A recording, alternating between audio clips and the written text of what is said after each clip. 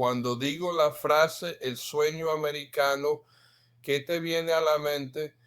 Probablemente una historia de pobreza a riqueza donde una persona es capaz de, tal vez en una generación, cambiar completamente no solo su vida, sino tal vez todo su árbol genealógico.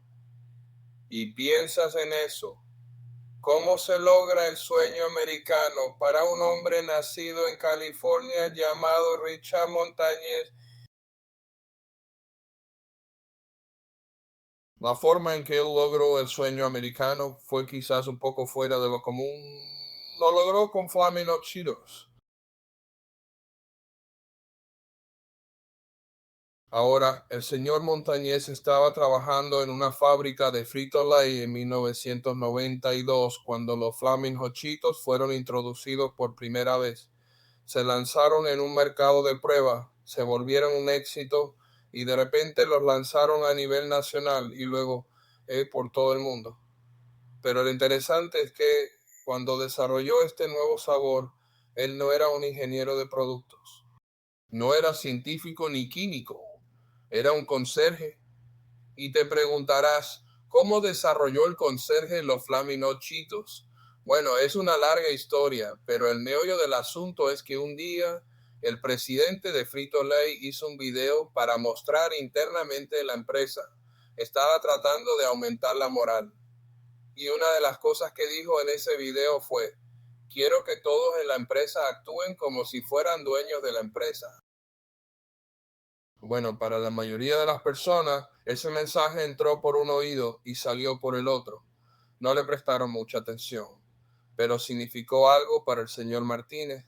Así que unos días después estaba en el trabajo y, además de sus deberes regulares, lo que hacía era que si algo sucedía en una de las líneas y la línea se detenía cuando tenían que arreglar la máquina, generalmente lo que tenía que pasar era que tenían que vaciar toda la línea para limpiarla, reiniciarla y comenzar de nuevo. Entonces, el señor Martínez estaba en el trabajo un día y una máquina se averió al final de la línea. La máquina que ponía el polvo en los chetos, ya sabes, el que se pega a tus dedos. Así que había toda una sección de chetos que estaban completamente cocidos, pero no tenían polvo aún. Entonces, el señor Martínez, en lugar de simplemente recogerlos y tirarlos, los recogió y se los llevó a casa. Y cuando los llevó a casa, decidió que se preguntaba si podría desarrollar algo más para poner en el exterior de esto, que sería, ya sabes, mejor que un chito normal. Entonces se inspiró en algunos otros típicos bocadillos hispanos del día y creó su propia receta.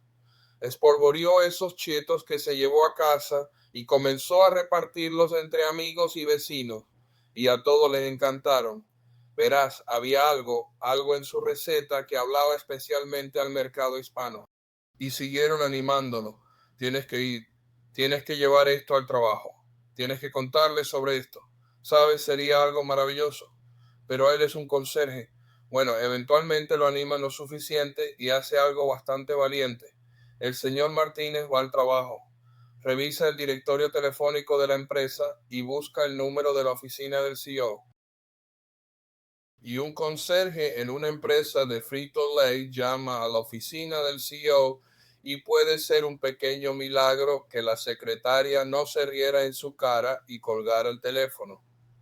Pero en solo unos minutos, el señor Martínez estaba al teléfono hablando con el CEO de Frito-Lay y le contó su idea.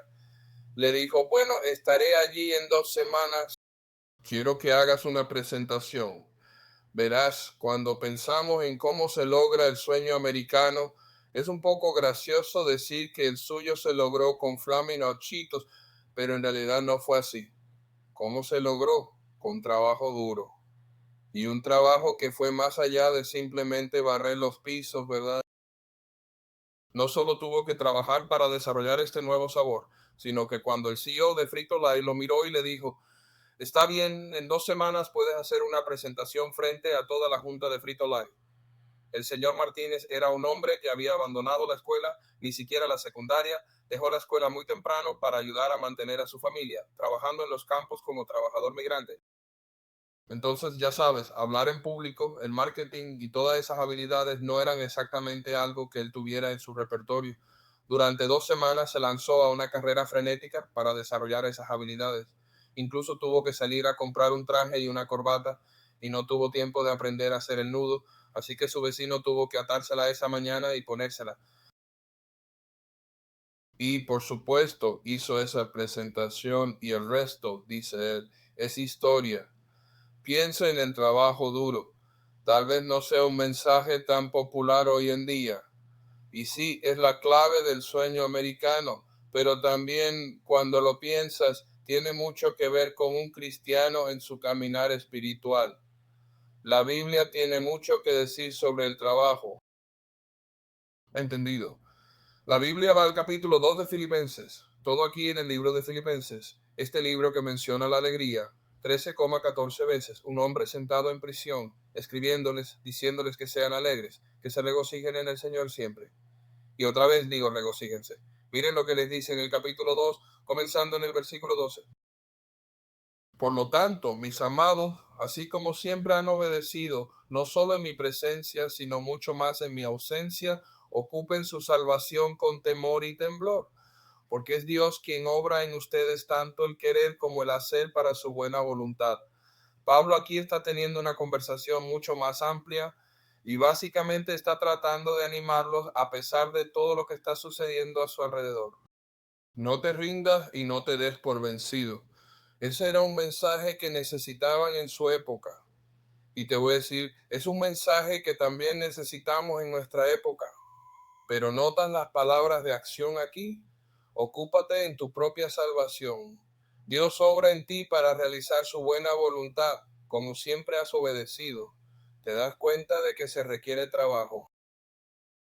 Se requiere trabajo para ser cristiano. Podría poner aquí Efesios 2 y 10. Somos su obra, creados en Cristo Jesús para buenas obras, las cuales Dios preparó de antemano para que anduviésemos en ellas. Quiero decir, la Biblia habla una y otra vez sobre el trabajo, pero esta mañana, en el poco tiempo que tenemos juntos, quiero tomar este concepto de trabajo y vincularlo con otra cosa. Tal vez no lo hayas pensado. Estas dos cosas en relación entre sí, pero espero que las cosas que aprendamos hoy puedan ayudarnos a ser mejores para nuestro Dios. Dicho esto, quiero vincular el trabajo con otra cosa. Bien, y este otro concepto que quiero vincular se encuentra en Gálatas capítulo 5. Hoy vamos a estar saltando entre varios lugares, así que me disculpo, prepárense. Pero Pablo aquí en el medio del capítulo 5 está hablando a una iglesia llena de personas que por alguna razón están muy tentadas a abandonar el cristianismo del Nuevo Testamento y volver a la antigua ley. Como que esto simplemente no parece estar funcionando para nosotros. Vamos a volver a lo que conocemos. Y Pablo está tratando con mucha insistencia de disuadirlos de eso. Miren lo que dice, comenzando en el versículo 4. Están separados de Cristo, ustedes que buscan ser justificados por la ley. Han caído de la gracia. Nosotros, por el Espíritu, mediante la fe, aguardamos con ansias la esperanza de la justicia, porque en Cristo Jesús ni la circuncisión ni la incircuncisión tienen valor alguno, sino solo la fe que actúa por el amor. Corríais bien. ¿Quién os impidió obedecer a la verdad? Esta persuasión no proviene de aquel que os llama. Un poco de levadura leuda toda la masa. Así que Pablo les está advirtiendo contra estos falsos maestros que los animarían a, básicamente, ya sabes, simplemente retroceder. Está bien, está bien. Puedes tener a Cristo, además de que puedes tener elementos de la antigua ley. Pero quiero que retrocedas aquí en el versículo 6. Y aquí Pablo habla de que la circuncisión ni la incircuncisión cuentan para nada. No importa si eres judío o gentil. No importa si eres rojo, amarillo, negro o blanco. Eso no cuenta en el reino de Dios. Bueno, ¿qué cuenta? La fe que actúa a través del amor. Verán, esta mañana quiero vincular la fe con el trabajo y preguntarte, ¿sabes? Si tuvieras que definir la fe para mí, ¿cómo la definirías? ¿Incluirías trabajo o acción en esa definición de alguna manera? Creo que usualmente definimos la fe como, ya sabes, esta resolución interna que tengo, es esta confianza en Dios que tengo. Y hablamos tal vez de cómo nos sentimos por dentro. ¿Por qué estoy haciendo lo que estoy haciendo? Bueno, tengo fe, absolutamente. Eso es parte de ello. Pero la Biblia es muy distinta y muy clara. La fe también implica acción. La fe actuando a través del amor.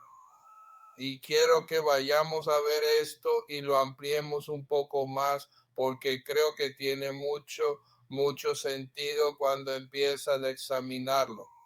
Así que vamos a ir a Santiago capítulo 2. Tomen sus Biblias, vamos a pasar un tiempo aquí. Santiago capítulo 2. Santiago es un libro muy práctico. Ha sido llamado los Proverbios del Nuevo Testamento. Santiago es un libro de sabiduría muy práctica. Al principio del capítulo 2 les habla sobre si un hombre entra en su asamblea con anillos de oro y ropa fina y le dicen, siéntate aquí en el buen asiento. Y un hombre entra en su asamblea con harapo y ustedes le dicen, siéntate aquí a mis pies o siéntate en la esquina. Les está advirtiendo sobre tratar a las personas con parcialidad. Básicamente tratar a las personas de manera diferente según nuestra opinión de cuán ricas son y lo peligroso que es porque no conocemos a todas las personas, ya sean ricas o pobres. Todas tienen almas. Todos necesitan a Cristo, al igual que nosotros necesitamos a Cristo. Pero a medida que avanzamos en el capítulo, en el versículo 14, continuamos con esta misma idea de tratar a las personas con parcialidad. Bien, él va a hablar sobre la fe y por qué debemos tratar a las personas de la manera en que las tratamos. Miren el versículo 14. ¿De qué sirve, hermanos míos, si alguien dice que tiene fe pero no tiene obras? ¿Puede esa fe salvarlo? Si un hermano o una hermana están mal vestidos y carecen de alimento diario, y uno de ustedes les dice, vayan en paz, caliéntense y aliméntense, pero no les da lo necesario para el cuerpo, ¿de qué sirve eso? Así también la fe por sí sola, si no tiene obras, está muerta. Pero alguien dirá, tú tienes fe y yo tengo obras.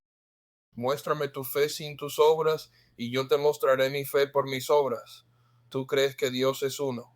Haces bien, incluso los demonios creen y tiemblan. Eso es un pensamiento interesante en sí mismo, ¿no es así?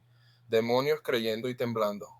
¿Quieres que te demuestre, persona necia, que la fe sin obras es inútil? ¿No fue Abraham, nuestro padre, justificado por las obras cuando ofreció a su hijo Isaac en el altar? ¿Ves que la fe actuaba junto con sus obras y la fe se completó por sus obras y se cumplió la escritura que dice, Abraham creyó a Dios y le fue contado por justicia y fue llamado amigo de Dios? ¿Ves que una persona es justificada por las obras y no solo por la fe? De la misma manera, ¿no fue también Rahab, la prostituta, justificada por las obras cuando recibió a los mensajeros y los envió por otro camino?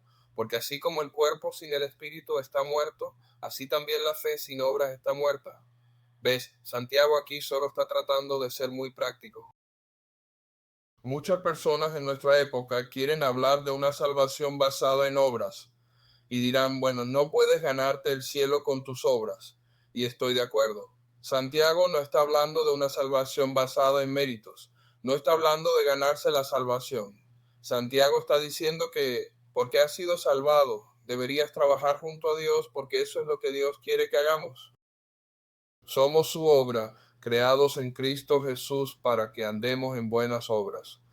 Él nos creó para eso. No trabajamos para ganar nuestra salvación. Deberíamos trabajar porque estamos salvados. Piensa en esto. Si retrocedes a los versículos 15 y 16. Si ves a alguien desnudo y hambriento y le dices, ¿sabes qué? Abrígate y aliméntate y no le das nada. ¿Qué bien hace eso? No hace ningún bien. No hace ningún bien en absoluto. Quiere decir, pensemos en la regla de oro aquí. Si tú fueras el que está desnudo y hambriento y alguien viniera y te dijera, cálmate, ¿qué querrías que hicieran? ¿Querrías que te dieran ropa y comida?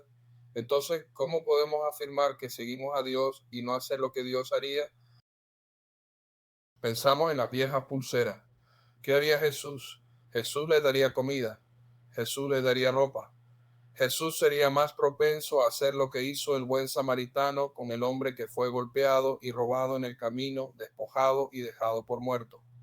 Jesús sería el que vendría a recogerlo, lo pondría en su propio burro, le pondría vino y aceite en sus heridas, lo vendaría, lo dejaría con el posadero y diría: aquí tiene 2 denarios, si debe algo más, lo pagaré cuando regrese.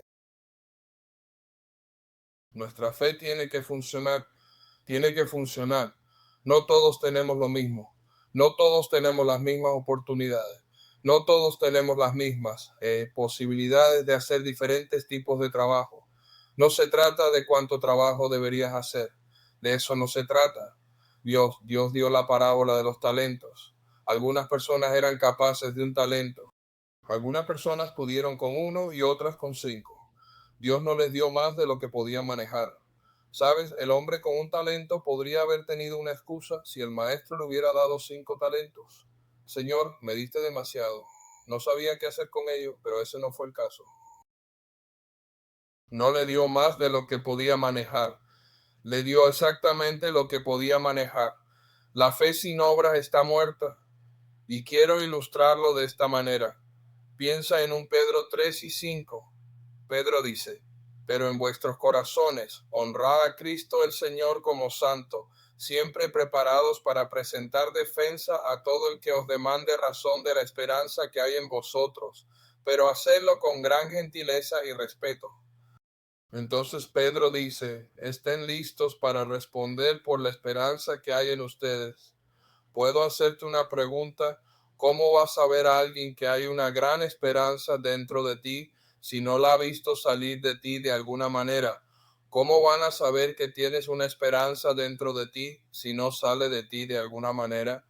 Piensa en Hebreos 11, y he leído esto varias veces y creo que lo he entendido mal durante mucho tiempo.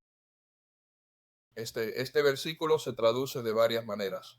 Voy a usar la versión Nueva Reina Valera aquí. La fe es la sustancia de las cosas que se esperan, la evidencia de las cosas que no se ven, porque por ella los ancianos obtuvieron buen testimonio. La fe es sustancia y evidencia. Ahora, Santiago dice que la fe sin obras está muerta. Sabes, a menudo he leído este pasaje y he pensado en sustancia y evidencia, sustancia y evidencia. Bueno, eso debe ser algo dentro de mí que ya sabes, ¿por qué creer? Bueno, creo en Dios, pero ¿y si es más que eso? ¿Y si mi trabajo para Dios es la evidencia de que creo que Dios es real? ¿Por qué haces eso? ¿Por qué trabajas para Dios así? Porque, porque creo en Dios, porque tengo la esperanza de la vida eterna. ¿Qué pasa si la sustancia de mi fe es cuando alguien me pregunta por qué tienes esperanza dentro de ti? Bueno, déjame contarte lo que Dios ha hecho por mi vida y sobre eso. No solo eso, déjame contarte sobre estas otras personas que están a mi alrededor, que sabes que todos hemos trabajado juntos. Y no solo ha cambiado mi vida, mi fe, sino que mi fe también ha ayudado a cambiar la vida de ellos. Y si la sustancia y la evidencia de la fe no es algo abstracto, sino algo real, algo cuantitativo que puedes tocar, y si es el resultado de nuestro trabajo, piensa en Jesús, Jesús enseñando en esta casa y 4 personas han traído a este paralítico a Jesús para ser sanado por él. Y no pueden entrar por la puerta, ni por la ventana, ni de ninguna otra manera. Así que, ¿qué hacen? Rompen el techo del lugar. Literalmente, mira lo que dice. Cuando no pudieron acercarse a él debido a la multitud, quitaron el techo sobre él. Y cuando hicieron una abertura, bajaron la cama en la que yacía el paralítico. Versículo 5. Y cuando Jesús vio su fe, le dijo al paralítico: hijo, tus pecados te son perdonados. ¿Cómo vio Jesús su fe? La vio en un techo destrozado. La vio en un hombre paralítico literalmente acostado frente a él. Un grupo de amigos que harían cualquier cosa imaginable, incluyendo derribar la casa, para llevar a su amigo a Jesús. Vio su fe, sin duda, las gotas de sudor en su frente. En su frente. Están luchando y esforzándose. Han llevado a este hombre una distancia incalculable y ahora les toca hacer de grúa. ¿Sabes? Tienen que bajarlo ahí. ¿Cómo lo hicieron? No lo sé, pero te puedo decir que apuesto a que casi se reventaron haciéndolo. Él podía ver su fe. Si Jesús entrara por la puerta trasera ahora mismo, ¿podrías ver mi fe? ¿Podrías ver la tuya?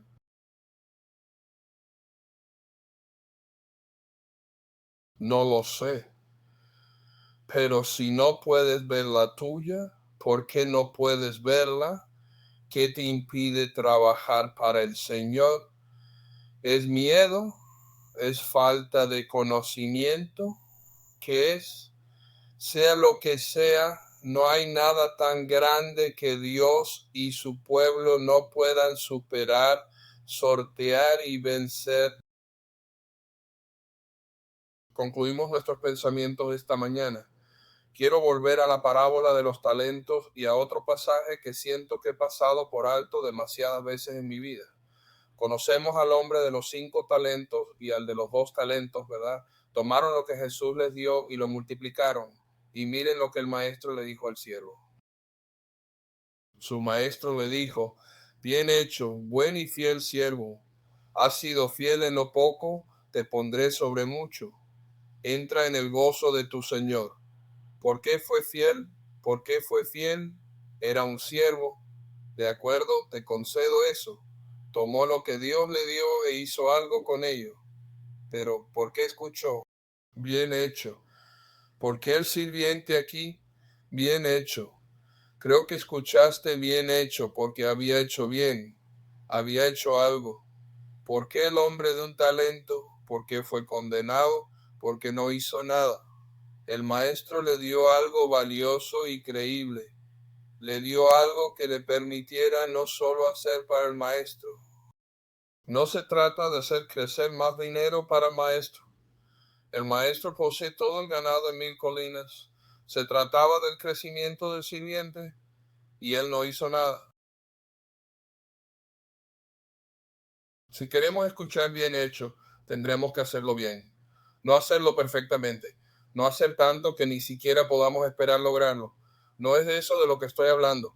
No estoy hablando de esta comparación donde, ya sabes, no estoy haciendo tanto como Doe o no soy tanto como Chandler. No estoy llamado a ser tanto como yo o como otra persona. Dios no te ha llamado a compararte con otras personas. Te ha llamado a compararte con tu potencial. Dios solo quiere que alcances el nivel de tu potencial, lo que puedes hacer. Y no es mucho pedir. No sé cuál es tu necesidad esta mañana. No sé qué tienes en el corazón. Pero si podemos ayudarte de alguna manera, lo haremos mientras tengamos la simulación.